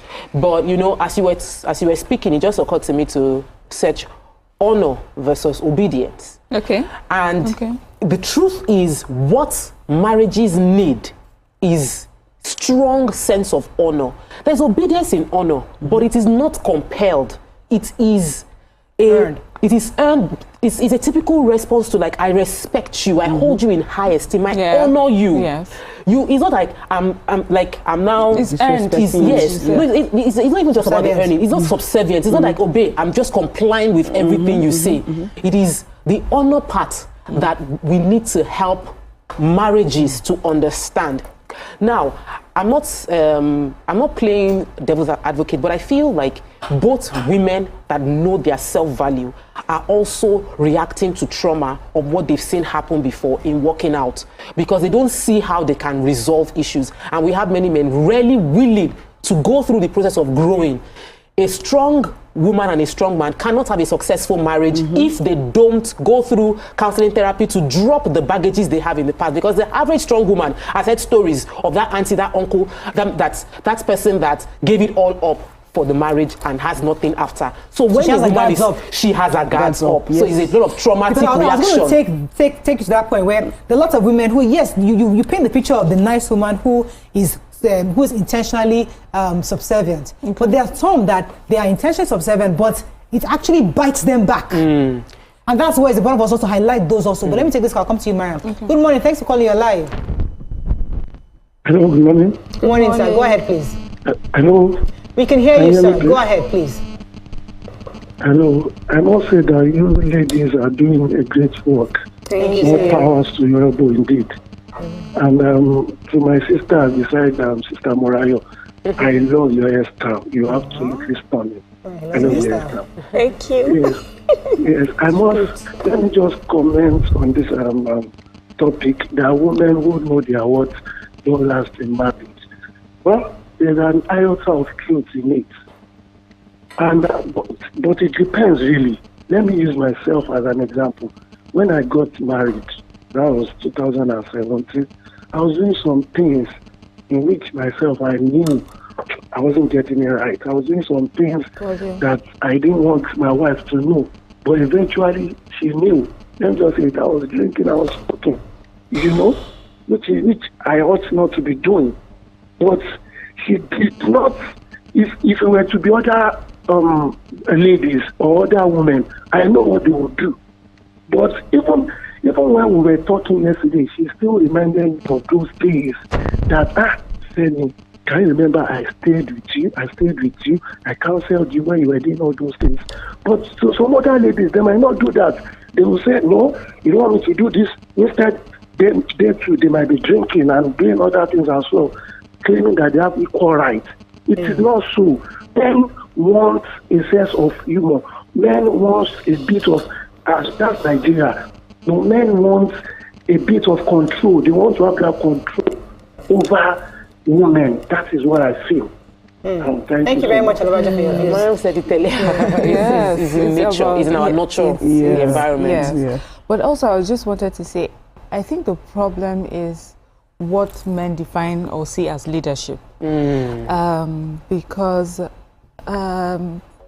it's a woman who knows her worth. I mean, the term power couple is supposed to be for two strong people. We are both intelligent, both are financially good or in business. Like, we are known individually and respected individually for the things that we do. And then when we come together, we make a power couple. And we have power couples, and they're doing well, and amazing. And they're finding ways to support themselves. And for me, it means that there has to be a form of leadership that works. There is the head of the home, and there are things that maybe that person, that head of the home, there are decisions that that head of the home takes. But he must take it in consideration of who he's leading. He must take it knowing that he's being fair to who he's leading. Because a woman who knows her worth will recognize when you are trying to cheat her, will recognize when you're being unkind, you know, and she will speak up for her rights. Do you understand? So for me, the problem now is not the person that knows their worth, is you that you're the leader. How are you leading this person? How are you carrying yourself? Are you an honest, kind person? Are you thinking of the whole picture or just thinking about yourself? Are you being selfish? Are you being jealous? I know some men may not want to acknowledge it, but there have been points where a man would say to you, when we started, I took care of everything, I paid her fees, I did this, and now she has money, she's acting up. And then when you sit down and have the conversation with both of them or with the other party, it's not that there's an acting up, it's that you recognize that there's a man now who feels helpless because what he thought was his strength, was his power, isn't there anymore. So what am I supposed to show? How am I supposed to be the man in this relationship when the things I used to bring, she can give them? So he now needs to sit with his partner and discuss how to go about it, how that he can still be the man in the house while recognizing what else that what the strength that she has, that she brings to the table. Why do men seem to like to date a woman who knows her worth, even cheat with her, because the woman in the house probably doesn't know her worth? So you're fine, you like her there, you prefer her just to be like that. But when you want to cheat, you don't cheat with your kind of wife. You can't cheat with that woman who knows exactly what her worth is. The woman, managing director of a bank, the woman who's such a high flyer, is who you're attracted to. So you like to date her. She makes you look good. You have the power couple feel with her. But when it now comes to homely and domestic needs, you don't want her. Okay, you so want let me the mommy in the house. Yes. Okay, so let me answer that question. Let me answer that question. I'll let you answer in a second. But this has a holding. Obi from Ajana, I'll come back to you. That word was Obi, thanks for calling. You're live. All right, thank you very much. I'm a first-time caller. Welcome to the show. I must appreciate you for what you are doing. I've been following. Thank you, concerning this motion in front of me, women who know their worth don't last in marriage are true. Well, to me, I don't really think it's true, because it should be women who know their worth and are married to wrong men. Because knowing your worth is a big deal that every woman must first work with before even stepping into marriage, because that should be your compass for your choice of a life partner. So knowing your worth is a great, because it should not even be advised as a young lady before you go into marriage. First of all, understand yourself, know what you have been ordained to become before going there. So your choice of a life partner should be based on you knowing your worth, because it's Christ. Obi, let me slightly disagree with you a bit, or not disagree. It's not a realistic comment, Obi, because as a young woman, sometimes they tell you to know who you are, find yourself. You think you are, but the truth is you can never really find yourself until really you go through life. So as a young 22-year-old, you're getting married, you really don't know. So when you say find the person that is, you marry who is available at who you are at that moment. Well, you're not growing to maturity in your 30s, in your mid-40s. You're a different person. I got you there, man. So let me balance it like this. It's very essential. Even if you know your worth as you go through, like, it's very essential you marry who you know. You marry your friend, basically. Like me, my wife is a nurse. And I can count the number of, let me not say I can't even count the number of days I will sleep in the house without her. She will go to work, she will stay, or sometimes she stays there for days. I'll be in the house. Just like now we have the child, we have the baby. I will be the one to bath the child, take care of the child, feed him, before she comes back. So no issue. So to me, I don't think women who know their worth don't last in marriage. I don't think so. It depends on who you are married to. So because you understand. So I wanted to answer that question that you asked. So most importantly, the truth is that, the wife, you've known her for a very long time. You have been growing, so you know the good, the bad, everything about her. But the girl outside, you're just going there, you're giving her maybe 4 hours or 3 hours of your best time. She too, she's bringing in her own best, 3 hours, 4 hours of her own best time. Because after some time, all of you will go back to, to reality and everything. But that 4 hours of good time is what you are attracted to outside. And that's what takes the man outside. So for me, I would say this, coming back to what we were discussing earlier, I'll come back and I'll say that, okay, so most importantly, we need to have wisdom. The woman needs to have wisdom in handling things. Yes, okay, so most women are ambitious and maybe you have a dream, there are goals you want to meet. You should always recognize that the Nigerian man, there's that ego. It's there. You understand? There's that ego that, oh, when a woman starts making money, there's a way she's going to start looking at me, there's a way there's going to be disrespect. It's the common thing that is in a lot of this thing. The only thing that we can do is to start changing it with the kids we are raising now. But that is the mentality that they have right from time. Let me give you an example. So we need wisdom to understand. Yes, we need wisdom to understand them and play well. When I was a young bride, a young woman, as a young woman, you tell yourself that if my husband doesn't give me gifts, it's okay, I can leave, I'm all right. You don't have to buy me value. You know how people are also about birthdays. I grew up to accept that birthdays are not that important. It's not a big deal because my husband wasn't a big birthday person. So I accepted it because I didn't know my worth. It was okay to have a birthday without being celebrated. It was okay to have something, everybody acknowledging it, or not to be pampered, or not to travel. In fact, before I got married, I used to travel. I said it before. But when I entered marriage, I had to submit to the fact that my husband said, we can't be traveling. We have no bus house, no bus car. What are you talking about? So I totally had to absorb myself into it. I said, Mariah, no more travel. Put the money aside. And I accepted the leadership that, okay, in this house, we can't do that now because we can't afford it. But now I am in my 30s. I'm in my 40s. As I'm growing older, now I appreciate a gift. Before, it wasn't a big deal. Because as a submissive wife, if they don't give you gifts, are you going to go and say you don't want to divorce because they don't give you gifts? You mind your faith, mind your business. But now I know my worth. I say I deserve a gift. I deserve to be pampered. I deserve this. So I see things differently. Now, will I now say because I know my worth, I want to walk out of my marriage? Is it the conversation I want to have? So the conversation, and I'm sorry, my sim, I'm cutting into you, but I was having this conversation with someone and I said that when people come to a realization and so that, like as I said, trauma speaking. Oh, I don't have anything in my own name. Everything we have, we've done together. It is not you speaking. It is the aunties and everybody. Like you've come to that relation. True, you don't have anything in your name. So why are you scared about that? Because you feel, I've heard stories that the woman, she now was sent out of the house that the man built, she furnished, or house that the man bought the land, she did the building, but is in his name, so I have nothing in my name. So we are not reacting to the situation. We are reacting to the things we've heard. That the first reaction of a strong woman who doesn't feel appreciated in marriage is not to say, I'm leaving this marriage. It is to say, this is what I want. Are you willing to do these things? You didn't do it before, but at this stage, the me that I am now cannot deal with this kind of thing. It gets on my nerves. So I went to Abuja and I usually the phone call all of that, and I sent him. I say, Oga, I would like for you. I can order the food. I'd like for you to find a really nice food and order, and they should deliver to me to eat as my dinner in the hotel. Sort it.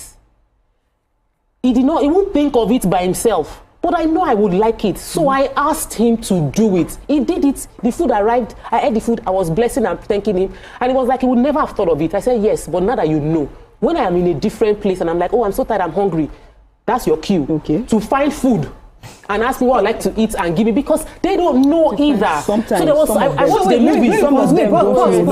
I'll come to you. Let me pause for a second, because in that situation, a woman is advised that if they don't give you food, go and find a restaurant and eat yourself. That's advice. That don't wait for because you didn't demand it before. Today that you want it, instead of insisting, because if you insist on it, your own husband accepted to do it. Other people are you okay? So that's the way you will have the conversation. It's not like me. Mariah, go and buy your gift yourself. Why are you waiting for gift? You didn't collect gift in 20. Why are you asking for gift at 45? So go and buy your gift yourself. So that you have explained what I was saying earlier, which is really about the leadership. So, and the last caller that said it's not about the woman that knows her worth, but who she's married to. So does the person understand her worth and her needs? So let me just use Mariah's story as an example. You say as a young bride, there's so many things you did not do, and you recognize that leadership because the realities on ground was obvious. You know, we needed to put money aside for other things. And you did that not only because it wasn't because you lacked an awareness of who you were, but you realized what was the circumstances and you put that. Now that you're both able to afford it, yes, there comes a period where we now get used to a certain way of life. We forget. We tend to see both men and women. We tend to take each other for granted. The ones that we love, we see every day. We take them for granted. Definitely. Is it not Mariah? She'll be fine. Is it not Ramon? Good. But someone outside, you know, we would give that person even better, you know, more respect. So the conversation now here is: are we having a conversation now? Leader and wife or husband and wife, are we having this conversation where I'm explaining to you, this is what I need now. These are circumstances today and this is how I would like to, you know, be treated. If the conversation ends up as, I don't want to hear it, this is how we do things, then there's a problem with leadership. The person is not listening. The person is, your partner is not listening to you. Your partner is not putting you into consideration. And that's what I said from the beginning. It has nothing to do with the husband or wife or leader or follower. When you are in a marriage or whatever, in a partnership together, there has to be a partnership where you recognize that we're here for each other. There's some things I'm willing to put aside because we have to do something. But when it's time to do my side, please don't say, we're not doing it just because I said so. But, Mariam, this is something that, I'm trying to find the Yoruba version, where, you've not started, this is something we're not used to doing. We never used to do it before. Suddenly you're now changing that. I understand you're changing, but come on, you can't take us back. We've built a foundation on you being subservient, me being the leader. We built a foundation and our family is happy, the children are happy, everybody's happy. So when did you, because you're now finally realized yourself, you now want to now disrupt what we have built? The family, do you get my point? I understand you. But because that person is refusing to grow up. Exactly. Thank you. Because growth has to be mutual. Both parties need to be open to it. Once one party is not willing to grow, there is a crisis. When you marry a bank executive and your bank executive becomes GM and then he becomes CEO, you are not the same person. That woman needs to. There are many cases where they say, politicians say, the person that my first wife cannot be first lady, so they bring in someone that can be a first lady. That's failure to grow. So on whose part? The man's part of the woman, on part of because they have question about that. Speak English very well, dress up properly, and the person refuses to dress up well. Then they will not start. There's problem. If the topic that Maureen wrote, which is the common saying, women who know their worth don't last long in marriage, is because the men married to such women are not willing to accommodate and grow with the worth that the woman has. Because you marry a small girl. When my husband married me, there's a 10-year gap. I was 25. He was 10 years older than me. He's still 10 years older than me, but but you know, he was. It's right now. I can't relate, but let's go. It was different. I was doing makeup. You know, he's made money. He's done publishing. He's broadcast. I had no boka. I was coming up as a makeup artist. That was the person he married.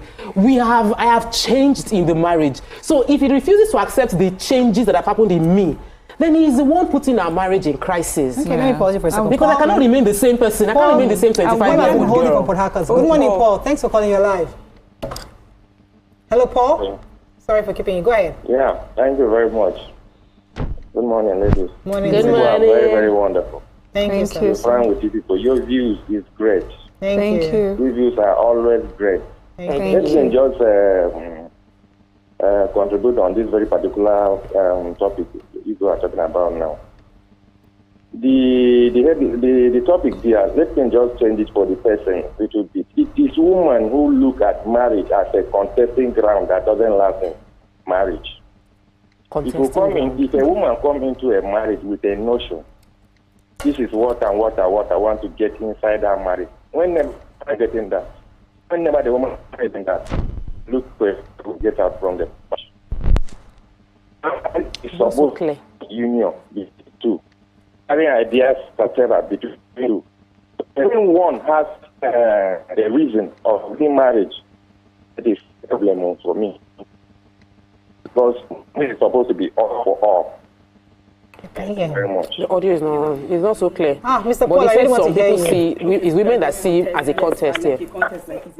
So for me, I would say most importantly communication. At some point, you find out that you know, as you are discovering yourself, you find out that the way you communicate too has to change, because you can't continue the way you've been communicating from the past. You continue communicating like that. Okay, guy, see you. This is what I feel. This is what I want to do now, and this is what I want. You know, explain to him.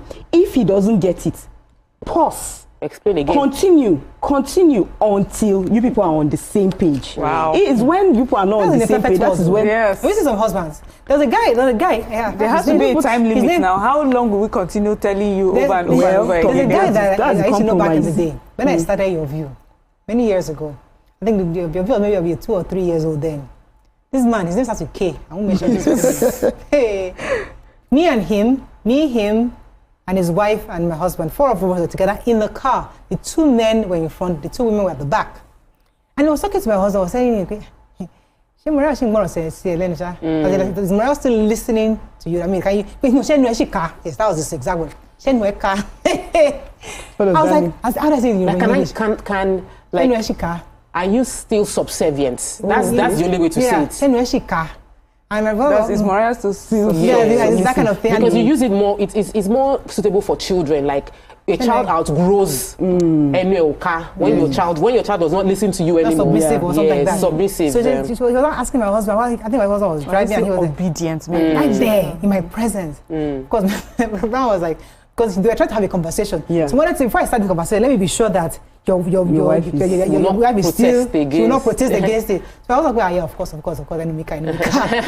so after we all go home, and I said, well, what do you mean by that? I had to understand what you mean. You know that guy, I had to stay to the car, you know what? Yeah. But I remember the guy, I remember the conversation. Because for him, before, it was important to be reminded that your wife better be submissive, because if you want to have this thing conversation, let her be, not come and scatter it, because I see her talking on the show, on TV every morning. Maybe she got that same energy she has. She got to use it in your house. Yes. And I think so, again. Yeah, so traditional marriages, traditionally, married, for me, I believe marriages benefit the men. Yes, as you know, just as I said, you know, historically we're meant to be pets, but this marriage with the man, man and his wife is really about taking care of the man. This marriage is set up to make sure that the man is taken care of, that everything that happens within that home is according to his will, how he wants it. And because of that, anything that would cause a disruption in that home or a disruption in the way that it benefits him, he won't take it. So you have that where a man would sort of fight back.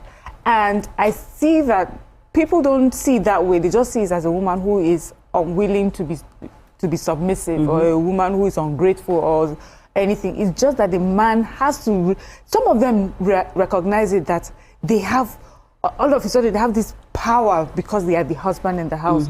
Now a man who decides to look beyond this traditional way it is and recognizes that his wife is his teammate and that we do this together and we make decisions together, he has to have a different mindset. Some things he has to consciously take his eyes off some things that people have, you know, will call maybe he's being a woman rapper or he's not listening. He has to deliberately close his eyes to it, because you have friends who ask questions like you have said, are you sure your wife is still subservient? Because you will try to do it on your own, in your own small space, in your own community. But when you go out, there are men out there who still feel that traditionally marriages should be like this.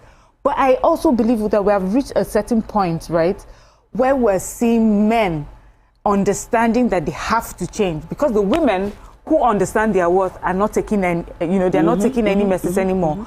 They are standing by their rights. They are demanding what they want, and they are doing it. See, we tend to look at women who are doing it poorly, but there are women who are doing it respectfully, who are expressing how they feel, what it is that they want, with kindness. Yes. And we even get your family involved and say, help me speak to this person. Many times some men want to do it, but they are afraid of what their friends outside will say, oh, they finally broken you. But you have to change that mindset. That's the only way that there's you a can, perspective I like. you can I move think forward. You guys have not really answered this question I asked earlier. Okay.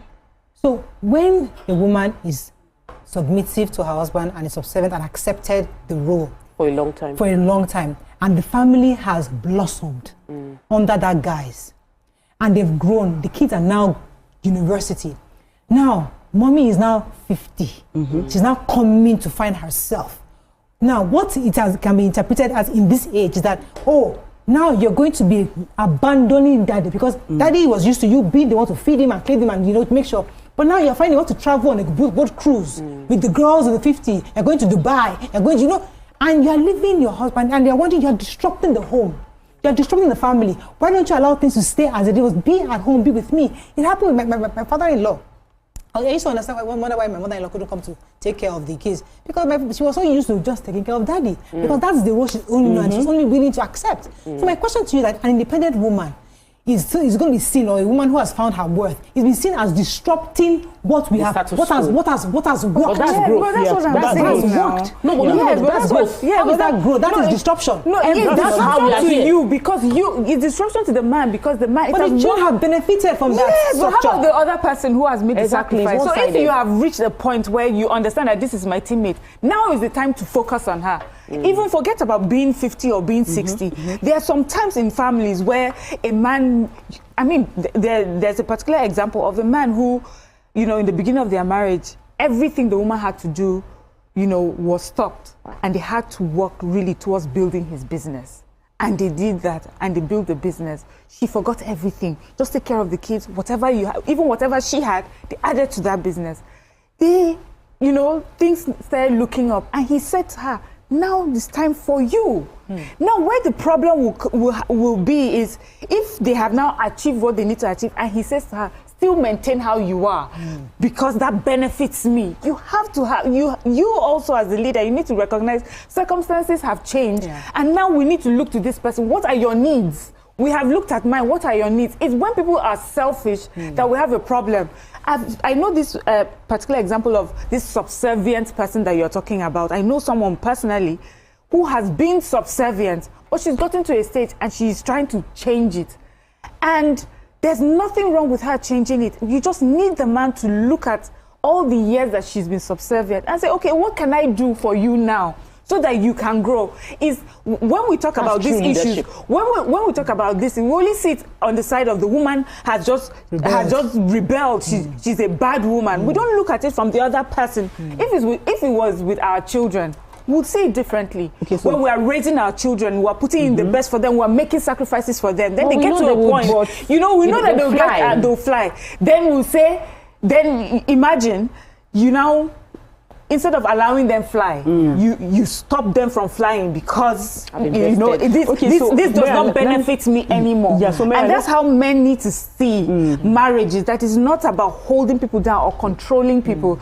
It's that it's a tit for tat. Today is your turn, tomorrow is my turn. And when we sit down to have a conversation, let's have a conversation that progresses us both. So I like the fact that you ended it with saying that let men, you know, you give an advice to men because in this our present society, it's almost unrealistic with most men. Because most men believe that when a woman starts, you know, when she starts discovering herself, I know of a lot of women who had plans. Like, for example, some women, I know of someone who had a plan and said, okay, she was going to raise the kids, do everything, but when she gets to a certain age, the kids are all out of school, she's going to pursue her career, she's going to pursue, you know, improve herself and everything. Now that she has decided to improve herself and make herself better, the man has decided to rebel and say, no, I don't want you to do all of these things. I want you to, you know, I think that if you start going out of the world and everything, you are going to become, I won't be able to control you. I won't be able to tell you what to do and everything. So because of that, he has just been, he starts misbehaving, he starts behaving somehow. And at some point, he will now say he doesn't want the marriage because she has started discovering herself. So, you understand? Yeah, what you said is very true. But you know, just because I like to balance things, when Mariah asked that question from the perspective of the it's from the perspective of the woman, and I mentioned earlier that a lot of women are reacting to trauma. I hope we know that men too are reacting to trauma. And the fact that the man is saying stay in the house is because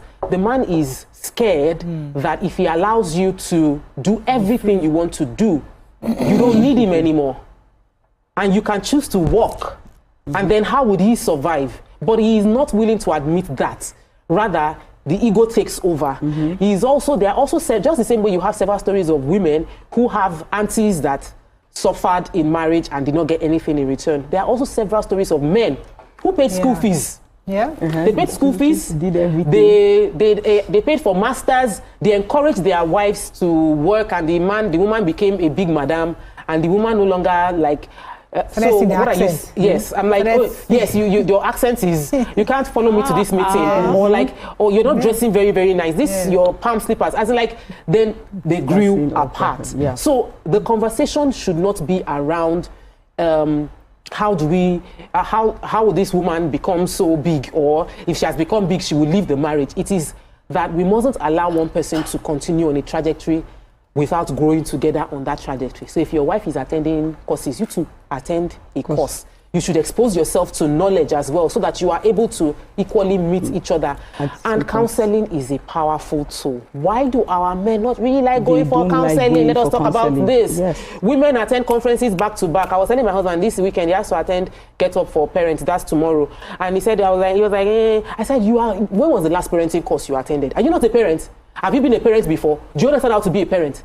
Like, it's not like you've done it before. All of us are learning, but me, I'm attending online program, physical program. You, none. This one, you need to go. You have boys, they are growing. So we need to have this conversation. It's not an easy conversation to have, but we need to let our men on TV right now, the men watching, you need to gather that knowledge so that you will not feel your ego will not speak when the woman is spewing knowledge that you have no idea about. So going back to it's not rebellion, it's selfishness. It could be a bit of both. So the final question is, so women who know their worth, do they last in marriage? They can't last in marriage. If they have the right partner. With wisdom.